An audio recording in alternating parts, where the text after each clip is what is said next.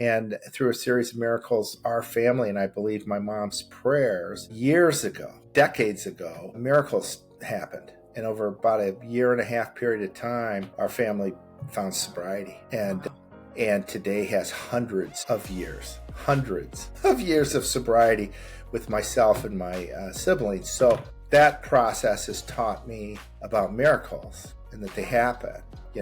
We can get down, we can be discouraged, we can, feel broken. And certainly there's reasons for that. Some days it's tough. Some days are tough. No matter what you're doing and how good you are and how much you've got it together, life can be challenging, to say the least, but miracles happen. And I've seen a miracle. I've seen 6. Me and my 5 siblings have found a new life.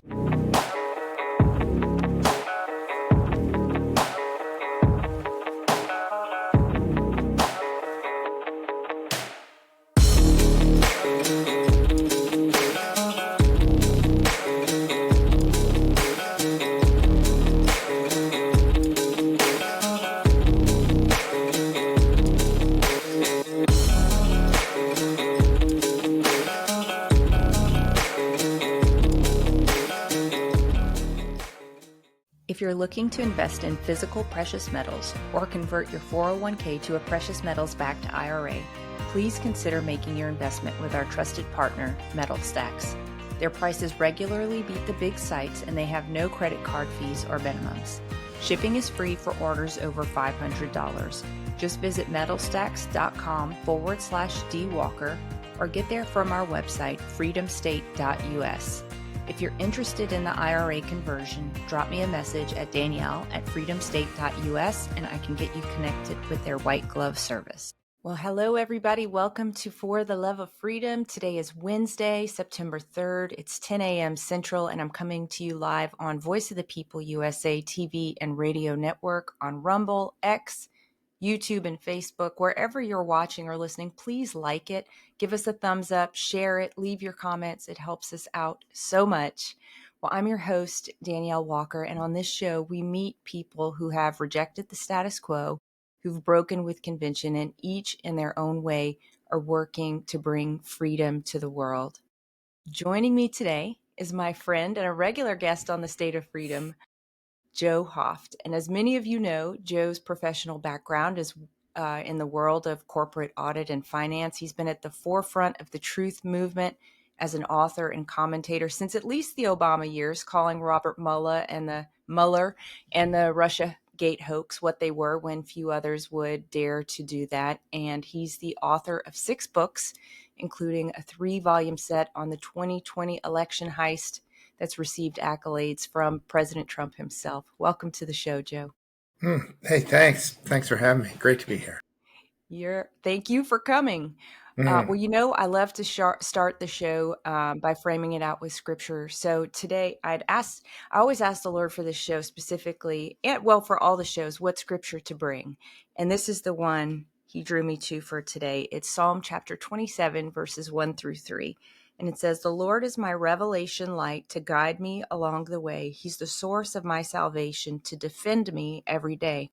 I fear no one. I'll never turn back and run from you, Lord. Surround and protect me. When evil ones come to destroy me, they will be the ones who turn back."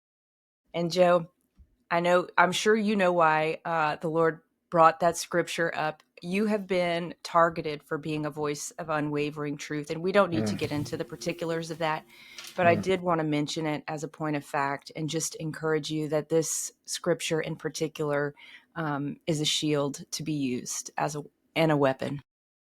Well, that's really cool. That's so cool. So much to talk about, Danielle.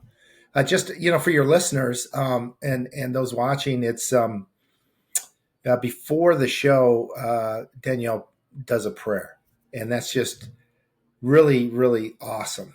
And it's just what a nice way to set the tone. I was thinking as you were praying today, I once had a challenging situation I was going through in my life, and I was talking to my mom, who's now passed away, and I said, well, I guess I can always pray, for this person. And my mom said something I've never forgotten. I'm sharing it today. She said, well, that's the best thing you can do. Yeah. is, pray for somebody. And, she put it all back in perspective. This isn't just a, physical presence here on earth. This is a spiritual battle. And those weapons of prayer are really, really lethal against evil.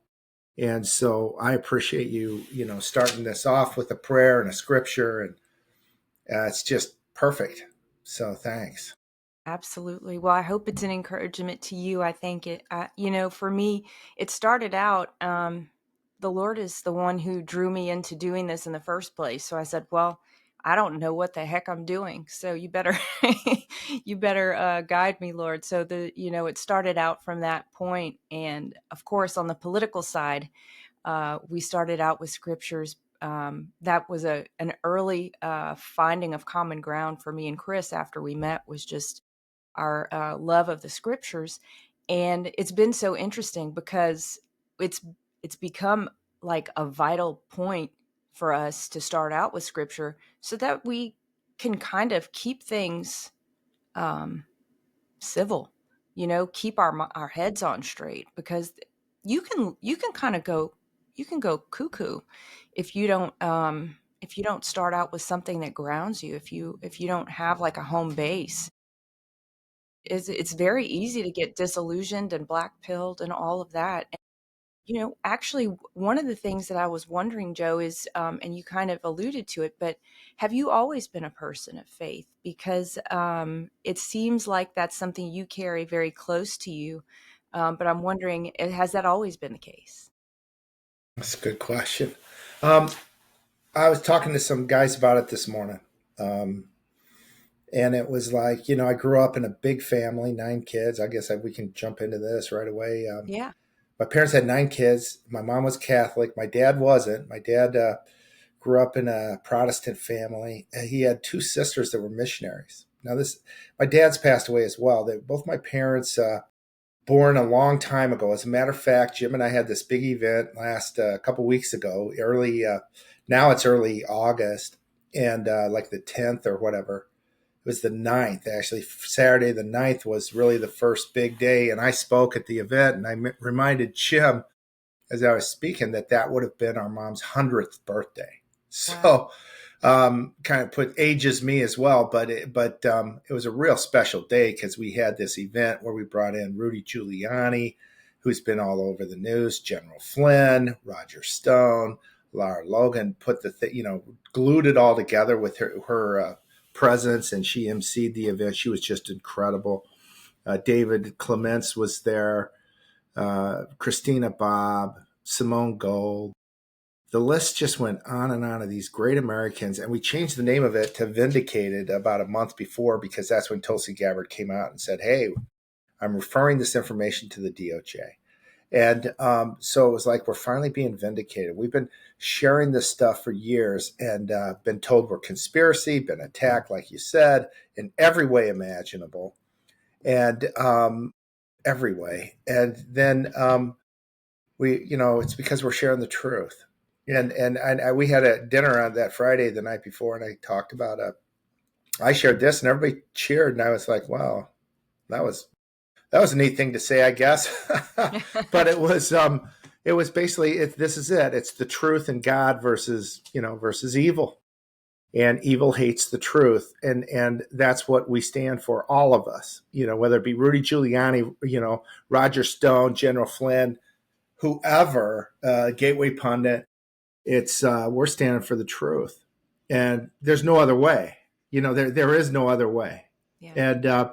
And you read in the Bible too about, I think Jesus said this, right? You stand for me, or maybe St. Paul or whatever. You're going to get attacked. You are going to get attacked in this world, and we have been attacked ruthlessly. At times, I'm thinking, my God, are the Nazis running this show? Is it Nazis or communists? What is going on? As we watch Trump, nearly get killed, nearly put in prison for life. Yeah. Every charge was a lie. He did nothing wrong. They could not find a thing on this guy. Yeah. And so yeah, we're in a battle, and I love being on this side. I don't have any regrets. That's my belief. So, but yeah, it wasn't always this way. I guess I grew up Catholic. Went to a great Catholic school and system up in Fort Dodge, Iowa. Fort Dodge. I've shared this story with a friend in Australia. I used to go there so much for work. I had friends down there, and he said Fort Dodge. Can't believe that's the name of a city. And went to the Catholic school there, and all of my siblings, we all graduated from the same school. Our mom was a staunch, I shouldn't say staunch, that's not the word, a very saintly woman. And today I believe she was a saint. She prayed for our family for years. Our family suffered growing up. Our dad was alcoholic and he was violent. And so that's what we grew up with. When you're in it, you don't like it at times, but you don't know any other way, really. And you keep it quiet. You don't share it with people outside your family. So my brothers and I were real close, Jim and I, my twin brother, real close. And yet outside the family, we were, known as really good kids and excelled. I knew a kid who said to me, man, my mom used to say, why can't you be more like those Hoft boys, And then unfortunately, myself and my siblings fell into this pattern of alcohol and addiction, and which probably isn't too surprising. Not many people in that situation that I grew up in are able to escape it. Yeah. And although incredible kids, just a beautiful kid. And I shared this morning too. When I started drinking, I started lying because I can't tell mom, hey, I'm out drinking with my buddies, when we're not of age. Yeah. So that came together, and I always ignored that as insignificant or what else you going to do.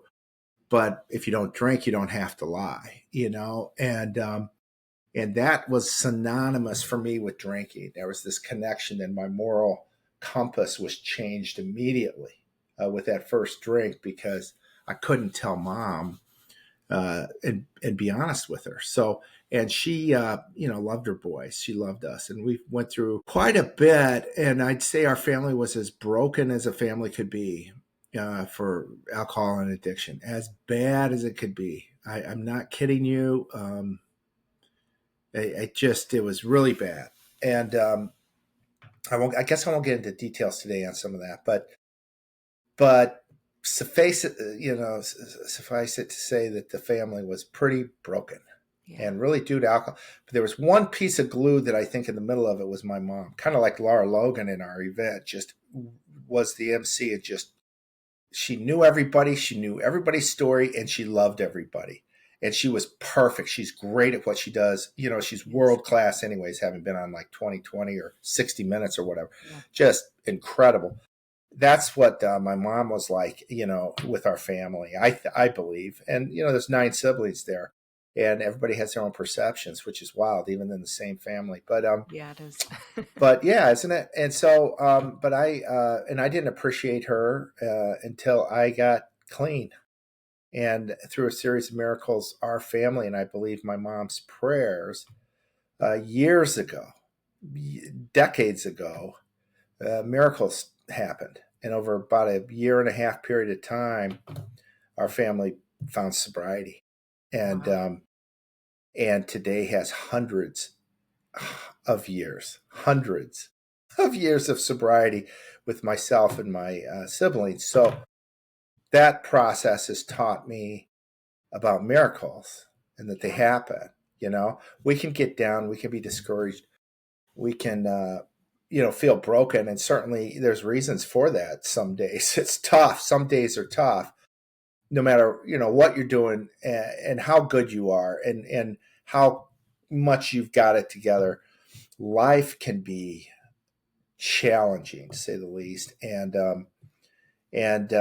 but miracles happen. And that big, I've seen a miracle. I've seen 6. Me and my 5 siblings have found a new life.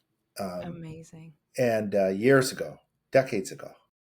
And so I've talked to people, they've never met anybody with as much sobriety in a family, immediate family, as me. And I've been around the world. I've been around the world. And so are So all 9 siblings in good shape and you know, yeah, walking the right well, path? well, I've got two that's passed, and I've got one who's now she's old and she's getting like forgetful Alzheimer's, and yeah, so the ones that are still functioning are doing great, you know. That's absolutely amazing, and what an encouragement to people who, there's this lie that says there's always one. There's always one in the family. There doesn't have to be. Oh, There doesn't have to be. Your oh, mom's were you prayers pointing at prove me when that. you're saying that? No, I'm just saying the black sheep, you think that there people say that there's always one, Yeah, there's one in every family. And that's a yeah. lie. That's an absolute No, lie of the enemy. no. We loved each other. We grew up with a lot of love, even through that, through really some horrific circumstances. We just loved each other, carried each other. And I didn't want to see my brothers hurt. That's the last thing I did. We got into sports in high school. We were really pretty good. My brother Chris was a year older than us, and had a name in the corner of the state in Iowa when we were in sports for running and stuff. We were fast, and that was fun. And we good students. We were good kids, great kids. And addiction can take over and destroy that, and that's what it is. It's evil. It's evil, pure evil, evil versus good, and that's it's the lie. It's a Yeah. lie. And in an addiction, you'll be told things like, "Oh, you might as well go, drink now. You've blown it anyways. Well, it's too Mm. late. Your life's over." At age 23, I was thinking, "Man, I've blown it. I just have Wow. blown it." And that was a Yeah. lie. It's all a lie.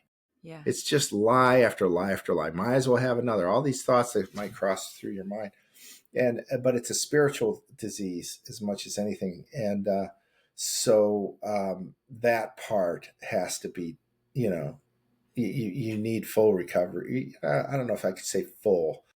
You need God's blessing. You need some strength, Yeah. and it's inevitable, I think, and that's how it works. And then great things can happen. Great Yeah. things. Well, let's talk a little bit about where politics entered into the scene. Did you grow up being politically aware, and what would you say is your awakening moment? Mm. No, not really. I can remember our dad, and I've learned he and his family were Democrats, and my mom and her family were Republicans. And Jim mentioned this to me the other day. We have a great grandmother and her twin brother who were named after two presidents, Maud and Claude. And Jim was saying it was like Arthur B. Hayes and Benjamin Harrison or something like that.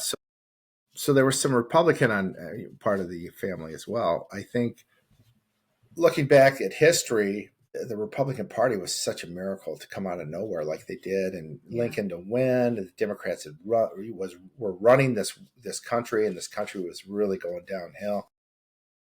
Slavery, they're trying to push slavery then out to the rest of the country with that Kansas Nebraska Act that really made people stop and say, no, we don't want this anymore. And so I was, proud to be from a state from Iowa up north where we could say, hold this moral ground like, hey, we Yeah. were the ones that freed the slaves. So, and I had some my great great grandfather, my dad's dad or whatever, was in the Civil War, and on the other side as well. They were either in Iowa or Ohio. This one guy fought in the war. He made it through like 20 battles. And my great great grandfather, and then got married for 50 years after that. Amazing. What a life. No So yeah, kidding. there's a picture of him with his son, and his son. My dad was the youngest, and 4 generations in this one picture. So It's amazing. yeah, so politics went on both sides.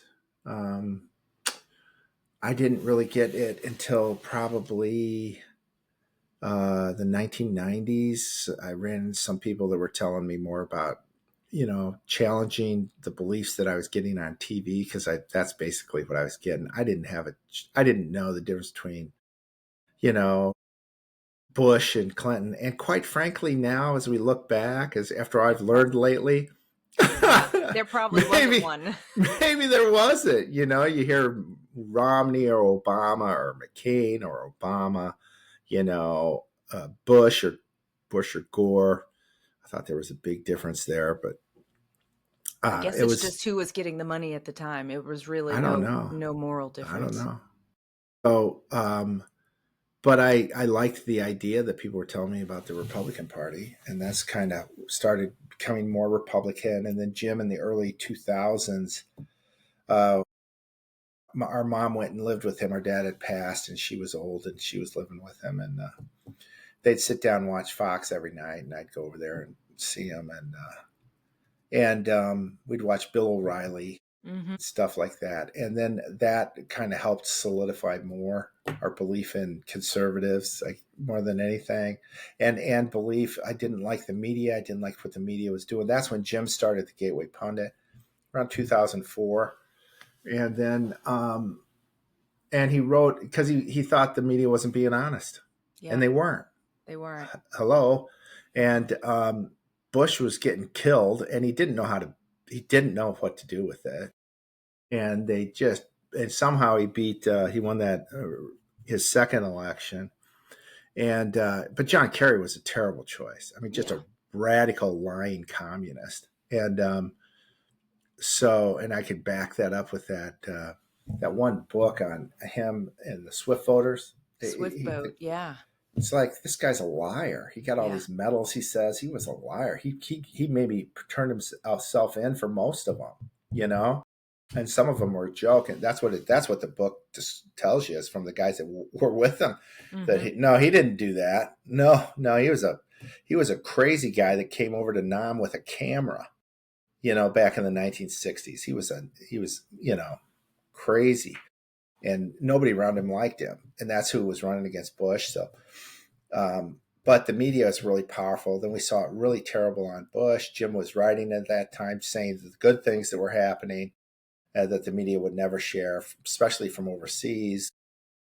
Then, and then Obama came in, and then, you know, Jim was writing through that too. He had a just small little website, not many viewers, you know, not many. I'd maybe follow. He'd tell me about stories. I'd check it out. I never imagined that it would grow to the size that it has. Was he always doing it full time, or did he do it part time?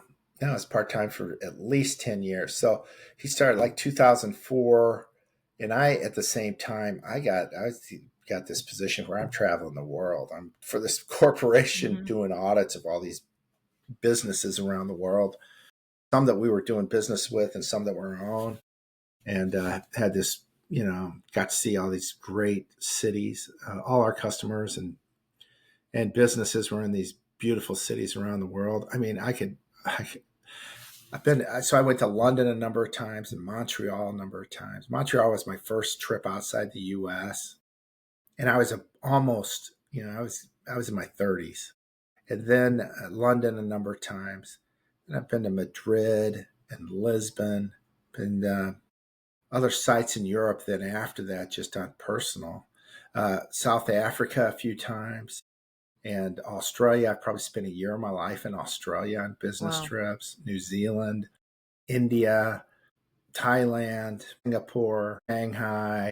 It's amazing what seeing the world Tokyo changes your perspective. It was really cool. It was really neat. And then got an opportunity to move to Hong Kong. So I did this work traveling, and then there's an opportunity to take over the financials for this international block, this Asia Pacific block, and I got that, and that was just a meat grinder for a couple of 4 years. All I did was work. My friends would tell me, "Joe, man, get something else." All I was doing is working. Did that for 4 years, learned a hell of a lot. I ended up, it was a couple $1 billion block of business, and everything had to be perfect. Yeah. It had to be perfect. There was no choice in the matter. It didn't matter how many hours you worked. Are you kidding me? Are you kidding me? We care about your hours. We don't care about your hours, Joe. We want the numbers right. And it was a meat grinder. And then there was an opportunity to go over they asked me if I'd want to go to Hong Kong to start a regional audit team over there. So I was like, sure. And It was great. Spent almost a decade there. That time, so I went over to Hong Kong in about 2011. Jim was still working and was still, doing his blog, we called it. And it got real big, and the left still would call it a blog. And it could be bigger than these sites that are calling it a blog. St. Louis Post-Dispatch would put a list of their local blogs, and they stopped putting Gateway Pundit on it because Gateway Pundit was getting more readership than maybe the Post in certain days. That's so awesome. It was like, what a joke. Mm-hmm. And so it got big at around 2000, and I think about 2014, Jim just dropped the job because he was making whatever twice as much on the website, and he went full time with that. And then about 2016, when Trump came along, we both fell in love with him, and we're talking about every day pretty much at that time. I'm overseas. That's when I started writing for him, and then that's so that's how I got involved and started writing about a post a day in 2016, and that point forward, and then came back in 2020 and wrote full time Gateway Pundit for some time too. So it sounds like your awakening was probably a slower burn than necessarily like one thing that just set you off down a path to say. As far as politically, yeah, I think it's probably like most people though. You meet somebody that just talks that you respect, and they just talk common sense. Yeah, and you're just like, well, that makes sense. That's what I believe. Yeah, that makes sense. What's this other stuff? I mean, really, today, I don't know how anybody could jump on this Democrat train. It's just, I mean, and Trump keeps putting him in these terrible positions where he's so good at it. Maybe it's just a God thing. It's just being blessed because these guys are fighting him, cleaning up the crime in their cities. Something really weird happened here the last few days was that the head of Bowser, is that her name? The head of DC, mm-hmm. who's married to Donna Brazil. Did you know that? No. Yes. Or if I knew, I forgot. Yeah. That's right. And she's now coming out and saying, we need to start working with the National Guard. We need to, because of course it's so stupid to be on the other side of, protecting people and their property. It is. What do you want? You want them all to die? Because basically that's what they do. They do. Yeah, they do. Rudy Giuliani said this at this event we had, and it was profound. Some of these guys are just, they're just profound, brilliant people. And he said the only thing he thought that kept the Democrat Party together with all these factions, he says, is that they all hate America and want to destroy it. That makes sense. That's what holds them, because they are insane and they don't agree on everything, but they do agree on let's destroy America. And they're so bizarre. Did you see yesterday that Senator, the idiot from New Jersey, Booker? Just an idiot. I think he's got the brain power of a mushroom, and he announced yesterday there's pictures of him with some girl, and he just engaged to her, and there's these wonderful pictures. It's like, does anybody believe that? Does anybody believe that he just got engaged to this girl? I mean, everything's a production. It's just they're a bunch of weirdos, and it goes on both sides. Senator from South Carolina, who's a Republican, that was appointed to his position, has been able to keep it ever since. Tim. I see his face. Yeah, he decided he was going to run for president. I remember McCarthy interviewing him at the State of the Union or something right after they stole the election from Trump in 2020. Biden talks. Tim Scott. Yes, and Macaulay, is that his name? McCarville interviews him and talks to him after, because Tim Scott's going to give the message. They don't mention a thing about the stolen election. They don't mention a thing about the theft, about the January Sixers being starting to be imprisoned, about that big lie, about everything that we just went through. And when they're done, the people on Fox started saying, "Oh, that Tim Scott, he's presidential material." So like, ridiculous. Give me the guy. So he married this pretty white woman here, a few years back, and I'm like, that's garbage. I don't believe it at all.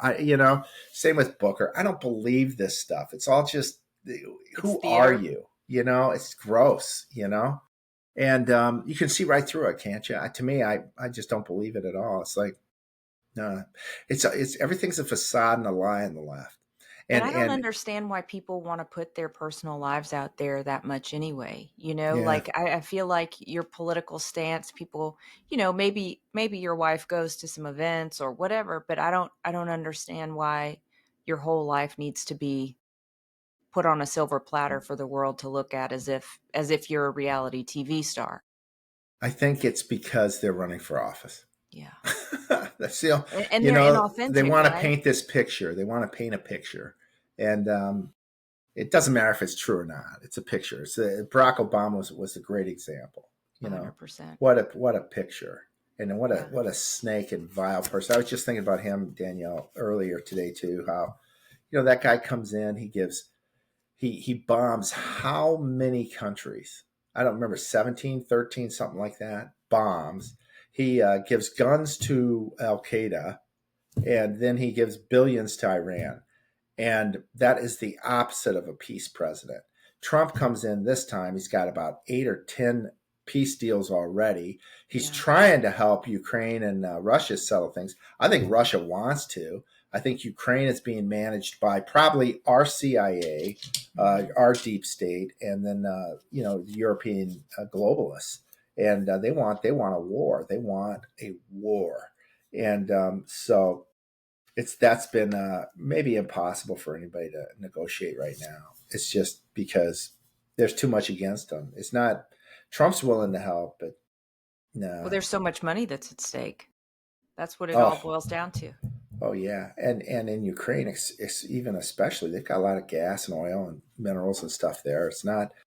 It's a pretty wealthy country, Has despite the the people being foreign so has the poor. foreign aid for war stopped flowing in? I know Trump made the Europeans start paying for the weapons if they want he said if you want Ukraine to have weapons, you buy them. Yeah, that was great, wasn't it? And he So told good. NATO that, okay, yeah, sure, go ahead, but you're going to have to buy the weapons. We can supply them, but you got to pay for them. And that's all of a sudden they didn't want a war, right? Oh, surprise, Trump, surprise. isn't it? Trump's had to be so smart in everything that he does because these leftist, vile, dishonest, evil people like Jerome Powell, his assistant now, Lisa Cook at the Fed. Hmm. Jim and I were talking about her. She's just totally way underqualified for that position in the first place, let alone her crimes, Right. mortgage crimes that we're finding out about. And She, and like Ed Martin yeah, says, all of that has to be scratching the surface of what the real crimes are. right, right. And I think it is. As a matter of fact, I've talked to Mark Fincham. I don't know if you've had him on the show. Mhm. He's got It's been a while. he's got some new information on this mortgage thing. Another guy I talked to was Jason. What's Jason's last name? Out of New York. He dug into Letitia and Weissman, and I sent him stuff on Schiff. I gotta tell you, Danielle, I'll brag here a bit. That Adam Schiff stuff was stuff Hmm. I put up like 2 years ago. A girl from California reached out to me with this stuff, and I looked at it and I go, she's right, and I put it up.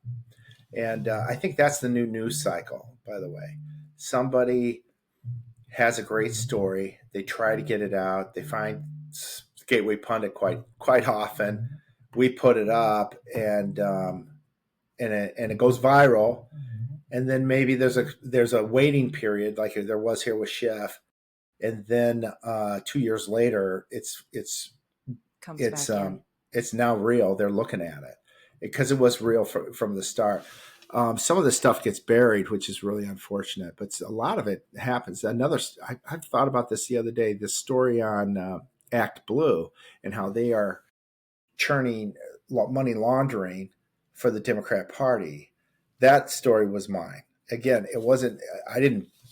I didn't. There's some that I have, but this one too. This guy named Chris Gleason in Florida sent me this stuff, and I looked through it. And again, my background's in audit and finance. I looked at much bigger numbers than these, and And I looked through it and thought, no, this is legit. And we had the source data was from the FEC, Hmm. the Federal Elections Yeah. Commission, because everybody has to, both Republicans, Democrats, I suppose other parties as well, have to funnel their gifts through the FEC. It's the law. So they have these big organizations. For the Dems, it's Act Blue, that they funnel all this money, then these reports to the FEC. Well, what we found was that these elderly people, it's what we found out ultimately, James O'Keefe found that after we put up this report, these people are donating small amounts from across the country, sometimes like 10 donations a day, to candidates maybe in another state. It didn't make sense. And the amounts were $100 range, more or less. And what's going on here? So Keith went out to meet some of these people, and they're elderly, that are beyond retirement age. Probably most of them don't even have jobs. And that's because you don't have to put down they ask you your job if you got one. And they ended up, we found, no, these people, 22 million was going to that Warnock in Georgia in his He's election. evil. He is evil. 22 million from across the country, money it wasn't stolen from these people. Their names were stolen. Yeah. These people should file. For identity theft, huh? Yes, they should file a class action against the DNC. They'd make billions. Yeah. Billions, because everybody whose name they took, that maybe gave a donation once or maybe never did, somehow they got their information, and they launder the money through these people into the Democrat coffers. And I think the Republicans are doing it too. That's why Republicans aren't too keen on getting into this too much. That's right. But the proportion is 100 to 1, I think. Maybe it's 100 to 2. Anyways, yeah, we uncovered that. James O'Keefe went out and identified him. That was the kind of stuff we put up at Gateway Pundit that, we had, for me, it was like, well, I would look at this stuff and decide if I was comfortable with it or not, because there's other people who send you stuff and it's garbage. Yeah. And it's like, I don't want to put that up, and you learn you don't have to. You've been so courageous this whole time, Joe. Like a voice in the wilderness, really. Where did that come from? How did you get to the place, because you think about those psychological experiments that we learn about in school, where everybody says the one thing, and so it's impossible to say the truth because everybody was planted to say to say the lie. That's the world we've been living in for I don't know how long. So to be the man that stands up and says the truth when it's extremely unpopular, how have you had the courage to do that? Thanks for that compliment. Really, thank you. I think it's because it's the truth. So it's just, this is the truth. And so another example, mid-March of 2020, the whole world's freaking out. Tedros from the WHO just came out and said, we're all going to die. 1 out of 30 people is going to die. It's 3.4% mortality. Good luck. We're all going to die. It causes this major panic. And we did some research on him. Some people sent me some stuff. No, he's a communist. He's also a terrorist. He's part of a terrorist regime that's ruling a country in Africa. He's one of like number 4. Yeah. So. Which one? The Tigray, Ethiopia. Yeah, in Ethiopia. Yeah, and he's like 5th in line. And somehow he gets this job at the WHO. He's not a medical doctor, and then we find out he's got ties to China, and as well as his country, and that they've killed people and stuff like that. I met him when I was working in Africa. Yeah, he was the foreign minister when I was doing African government affairs. Mm-hmm. Who are you with? Why were you there? I used to work with the U.S. Chamber of Commerce back. The end of, let's see, I started there in 2007, 2008. Yeah. And so I started working on Africa probably 2008. Right when Obama came in. So pretty interesting time. I traveled to Ethiopia with his U.S. trade ambassador, which is a very bizarre experience. Did you feel safe in Africa? Yeah. Or just generally? Yeah. Most of the time, yeah. Wow. I did. I think there was a grace there for that. There's also the grace of being young and, not necessarily thinking everything through. So I know that I had a lot of angelic protection looking back on things. I'm like, oh, yeah, that might not have, that could have been bad, but it Yeah. wasn't. Yeah, it could have been. Yeah. But Wow, that's a lot of times wild you met him. yeah, for sure. Hmm. And the Wow. former dictator of Ethiopia, too. Jeez. I That's know. something. Crazy. Yeah. Yeah. And Totally so, crazy. I was in Hong Kong when I looked at those numbers and I said, he's not right. He's not being honest.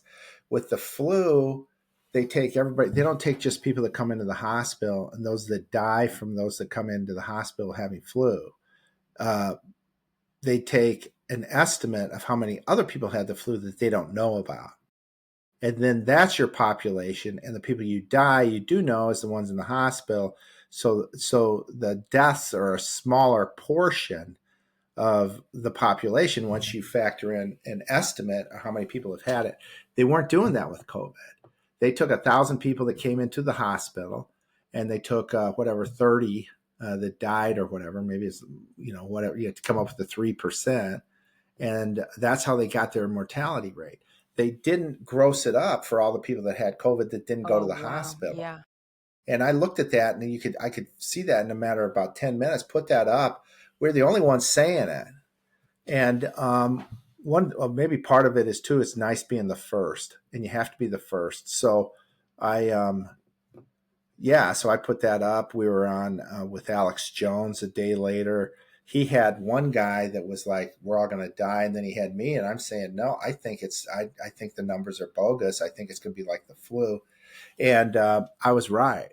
I was right, but I just knew that I knew from looking at the numbers. I just knew what I saw. So based on this, it's not going to be that bad. But then we get attacked for that. We get attacked severely.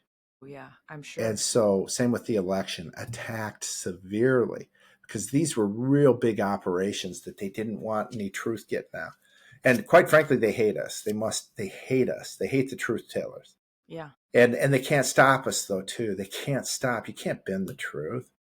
Yeah. And that was the theme too of this Vindicate event. It's about the truth, and they cannot stop us. The internet, they don't own the internet. Fortunately, thank God, even with all their efforts. Yeah. So that's it. I guess it's just about getting the truth out.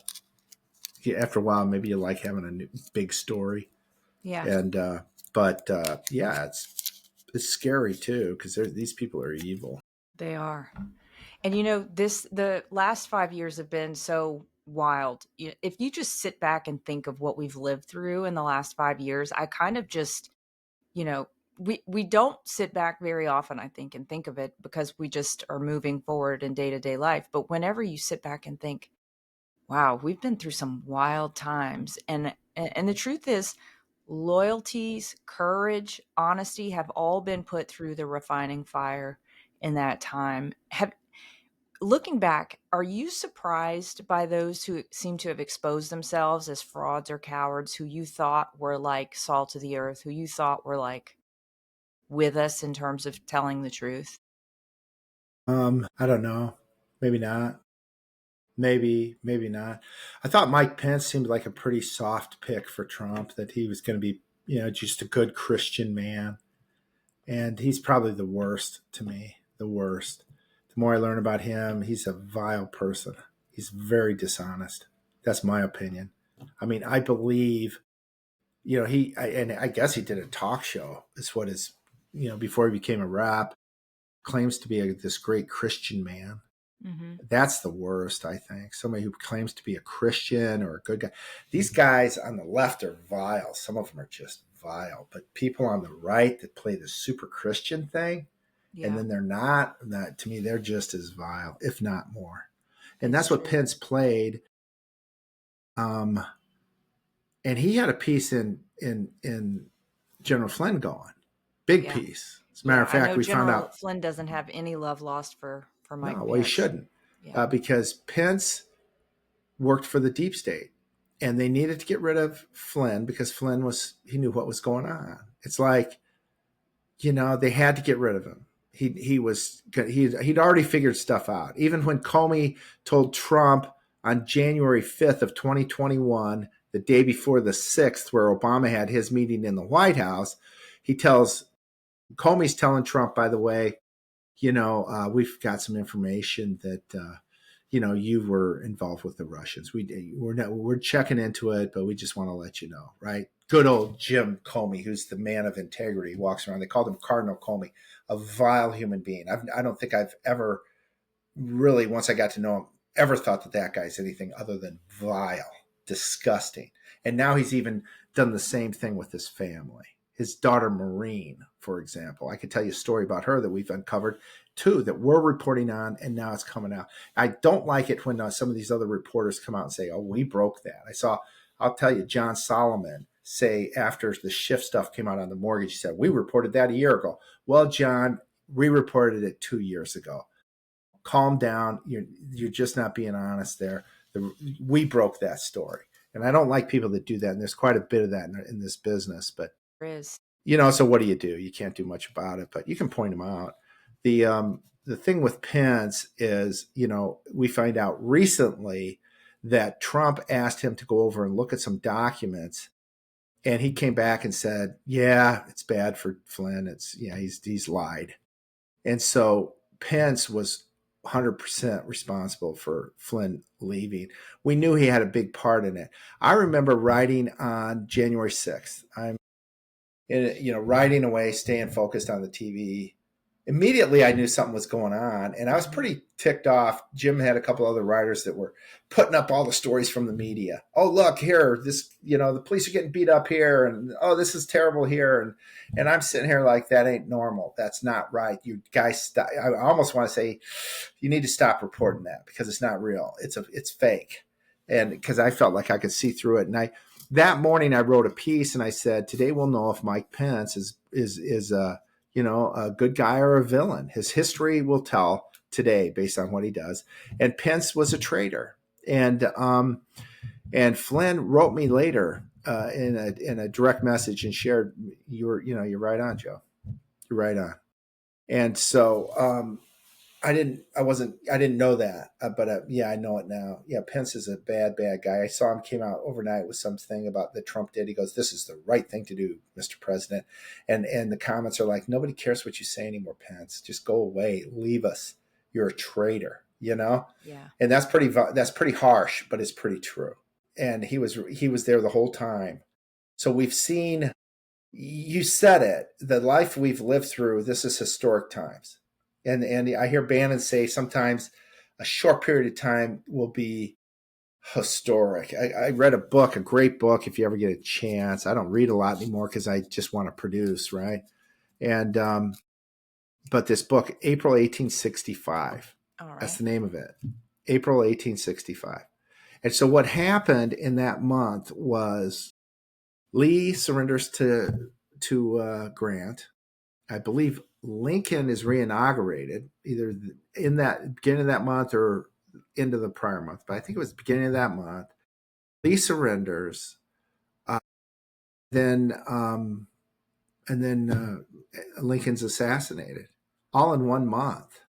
Oh my God! That's and these so guys intense. It's a great read about this historic stuff that happened in just that 1 month, and then he talked about the funeral for Lincoln and in D.C. and how the people cheered. One day it was Grant, and then the other day it was Sherman marching their troops through D.C.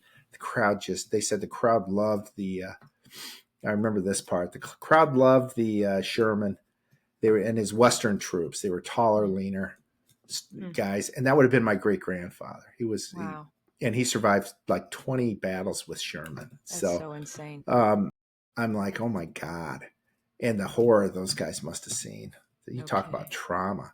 So anyways, so that's it. That's what we're living through now. What we saw, the stolen election, all the things surrounding that, the Russia collusion coup, Barack Obama, and I mentioned earlier, Barack Obama comes in. Everybody loves him. He's going to be peace and all this stuff. Mm-hmm. He blows up the freaking Middle East, bombs like whatever, 15 countries, 13, 17, whatever it is, gives guns to Al Qaeda, and then gives billions to Iran. And he should have been arrested. Not Should to have been even arrested mention then. what he did to our country. I mean, the Yeah, racial absolutely. divide, and what was the guns and the drug stuff? What there was a Yeah, name for yeah, it, Operation yeah, Fast and Furious or something. yeah. Yeah, Trying to get rid of guns. There still are. No, yeah, don't. I hope we never give up our guns. I don't own a no, gun, but I hope we never do, because they have a purpose. It's to yeah, protect us against the government. that's right. What's your prediction or any predictions? I I feel this, and I'm pretty sure you do as well. A reckoning still has to happen with all that we've seen. Yeah. Both a reckoning for the media, in the media, and a reckoning in politics. What do you think is going to be? Is it a straw that breaks the camel's back, or is it something really big that's going to have to happen? I think that's really a great observation. I agree. If we don't have a reckoning, then this country's over. We can't have any more of this bogus stuff. It's now September. We haven't had an arrest. It's getting very, very concerning. Very, very, very concerning. I think we had evidence on Comey and others that you could have arrested them day one. John Brennan, he's toxic. He's a toxic individual. He's, my understanding, he's a Muslim and a communist. Was once a card-carrying communist. I've heard guys. Somebody told me, pretty good source, that yeah, he went and visited Brennan when he was CIA director. He had a Muslim rug on his floor, so a prayer rug. Wow. So Yeah. that's John Brennan, and he's a little man too, and he's just a vile human being, vile. And um, we got to put these people in prison, or worse, if it's treason or whatever the penalty is. We have to start arresting people. We keep hearing it's going to happen, but we heard this with Bill Barr. Barr's going to bring the tab, stuff like that, and it just never happened. Yeah. And he was a crook. And we've got to pray that there's more happening now with Bondi and Cash and Bongino, and now they brought in Bailey from Missouri, the Attorney General there. I'm hoping that they just start charging people. It's time. I mean, the people on like Trump and so many people that have been attacked ourselves, you have to bring these guys to justice. And it's probably biblical. I'm sure it's all over the Bible. I can't think of a phrase or what chapter or verse at this time, but you have to have justice. If you don't have justice, it's it's garbage. You sound like you're looking like, yeah, I know one. I know one because I say it every day, and it's in Psalm chapter 91. This will tell you where my head's at, Joe. You might think less of me. It says, Psalm chapter 91, verse 8, you will be a spectator as the wicked perish in judgment, for they will be paid back for what they've done. That's awesome. That's awesome. No, that's what we absolutely need. And until then, we're still a broken country. We've had miracles, though. See, that was the thing. You made say historical earlier. I think, and I've made this statement before. This is going to go down 1,000 years from now. The most famous saying, maybe in human history: "Fight, fight, fight." Bar none, it's going to be huge if we win. And if we don't win, they will ignore that, throw it away, or associate it with Barack Obama or something, Gosh. or Xi or something from China. It's it was really, really powerful. The fact that he survived that, turned his head, just this, and then just that extra little bit at the end that saved his life. Historic. This stuff. This is historic. What he's doing now is historic. He's doing great. He's doing great. We have to deal with our judges. We have to get rid of these corrupt judges. We have to remove them from office. If it means, in my opinion, and I don't care what people say, if it means we need to send the National Guard in to remove these people from their office and throw them behind bars, then we have to. These people are not working for the country. They are sabotaging our legal system and destroying it by making these judgments that are grabbed out of nowhere because the judge just just is a radical, non-ethical, disgusting human being. I think the same thing with Jerome Powell. Like Jim and I were talking about that Lisa Cook. She's got this mortgage stuff. And then jumping back to that, it's a much bigger situation. This is how they're laundering money as well. It's a money laundering scheme. And talking to Mark Fincham, you can maybe get him on to talk more about it. But my understanding is, I used to be a mortgage broker as well. I used to work at a bank as an auditor as well, and I did a lot of stuff, right? But when you get a mortgage, there's a bank involved, and there's a mortgage through the bank, and then there's other forms that you file for legal purposes on who owns the property, et cetera, the title and all that. And what we're finding out is that some of these people that live in some of these really kind of crappy homes, they're getting money sent to them through the title companies, not even through a mortgage. And then there's no payments or anything. It's just somehow registered through a title company. And like, it appears there's something going on. These houses are these crappy houses. None of them are gorgeous. Not like that house Schiff had in Maryland that he says is his primary residence, as well as his residence in California, which they all do. They're all saying it's primary both times. So there's a reason they're doing that, and that's what this Cook girl is involved in now from the Fed. And she's grossly incompetent and not able to. To me, she's a DEI hire who has there's no reason she should be where she's at. And then the judge now is a sorority sister, and you just can't make this stuff up. The judges need to be removed from office, and I think charged. They need to be. We need to hold them accountable. You cannot have the rulings that these judges have and be of a sound mind. And you're a criminal. And same with Jerome Powell. He's costing this country $1 trillion a year by not lowering these rates. $1 trillion to every split amongst all Americans. $1 trillion because he won't lower those rates, which should be lowered significantly to the point that we'd save $1 trillion. And that would really help the economy. It helped the housing industry and all this. I don't know why real estate agents aren't screaming for this guy to lower the rates. And he won't, because he's a vile, disgusting human being. He did the same thing with Trump his first term, raised the rates, kept raising them, and just almost crashed the economy himself.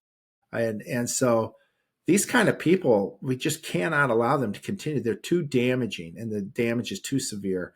It's like looking back at COVID. Yeah. You know who else needs to be held to account? The tech execs who allowed all of our voices to be silenced in 2020 and 2021. Yeah, and still. I feel like that's kind of gone undersaid lately, because we've moved on. Elon bought Twitter, whatever. Zuckerberg's visited the White House. Bill Gates has visited the White House, whatever. One interesting thing that's happened in the last week or two, I don't know if you've seen this, I'm sure you have, is that the DoD has started making tech executives commissioned officers at the rank of lieutenant colonel, with this idea that they need to help train our DoD, like our soldiers, for irregular warfare in technology and AI, so that we would be some of in the best position. Yeah. And I can't help but wonder if that's a double-edged sword right there, because I would imagine that of course, what tech executive is going to say no when they say, "Would you come and help us?" And then the ones after they do, are they subject then to the U.S. MCJ? Well, we always have that risk. We've got to have real strong people of integrity in those roles. But it's true. I just think, you're absolutely right. This war over in Ukraine, drones are running that thing pretty much. Drones and missiles. I don't think there's a lot of hand-to-hand combat. You know what I mean? Yeah. They're just blowing people up from the sky. And that's going to be happening more and more and more. So, you need people that are, these video games these kids are doing today. I don't think they're all bad, because that's going to be the soldiers in the future. They're going to be sitting here running a battle, thousands of miles away, perhaps. And hopefully if we don't have, wars and stuff. But everything's changing so fast, you know. So I think, and Jim mentioned this the other day too, and I agree. Those aircraft carriers, they saved World War II. They learned that whoever owned the sky won, and that probably still the theory. Whoever owns the sky wins. But now you got a lot of drones up there. Some of them are little. They could probably do incredible damage, just a little tiny drone. So, SecDef Hexeth said that yesterday when at the press conference, that he who owns the skies wins, whenever they were talking about the change in venue for Space Command. Yeah. Okay. So, that's how it was in World War II. They learned that. I mean, if you can't defend yourself and you're getting bombs dropped on you all day, you're toast. Doesn't matter how far you bury yourself into the ground. Probably kind of like life too. You can't hide yourself. You got to face some of this stuff sometimes. Yeah. So, and that's it. If you face it fearlessly and just, do the right thing, even though it's not always easy, well, then your life's easier actually in the long run. Right. It's true. Yeah. I think what you said earlier, even about lying, it strikes a chord, because being on the side of truth, you don't really have to watch your back so much. You know that what you don't have, what you said is what you did, and what you did is what you said. Yeah. And that makes life a lot easier to live. Yeah. I heard somebody say that once. He said it was somebody who was a big time drinker. And he said, when I was drinking, I'd tell one thing to one guy, one to another. I was full of lies, everything. And it took so much energy because I had to remember, what did I say to that guy last? And what did I tell that person last?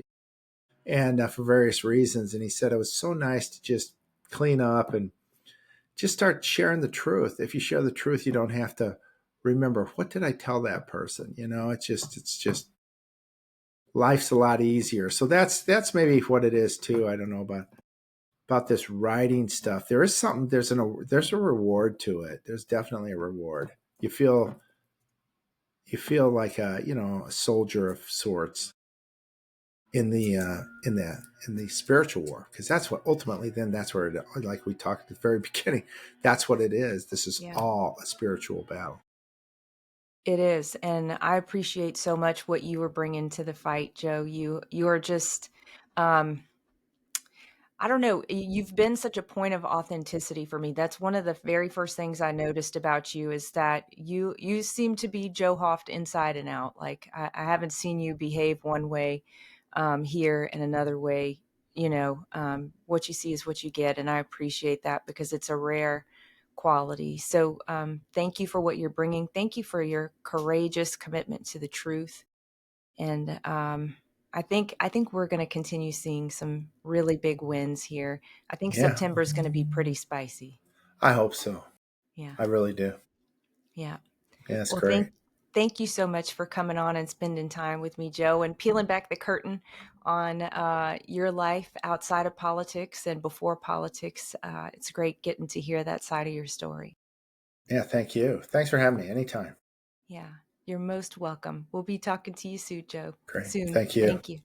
Meet the world's first living, full-spectrum, certified organic CBDA hemp extract.